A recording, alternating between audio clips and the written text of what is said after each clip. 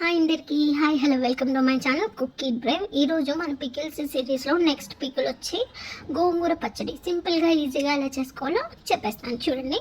So first మనం రెసిపీలోకి వెళ్తే ఒక ప్యాన్ తీసుకొని అందులో ఆయిల్ వేసుకొని ఒక 20 వరకు ఎండుమిరపకాయలు వేసుకోవాలి.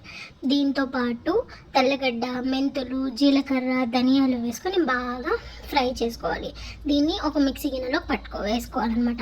అదే ప్యాన్లో కొంచెం ఆయిల్ వేసుకొని ఆయిల్లోనే మీరు నేనైతే ఒక కట్ట వరకు తీసుకున్నాను అనమాట. మీరు మీకు ఎంత అయితే వీలుంటే అంతవరకు గోంగూర తీసుకొని మెత్తగా దగ్గర పడే వరకు ఇలా చేసుకోవాలన్నమాట. మీరు ఇందాక తీసుకున్నారు కదా, అందులోనే ఒక ఉప్పు వేసి కొంచెం కల్లుప్పు, నార్మల్ ఉప్పు ఏదైనా వేసుకొని మిక్సీ పట్టుకొని ఈ గోంగూరను కూడా అందులో వేసుకొని మిక్సీ పట్టుకోవాలి.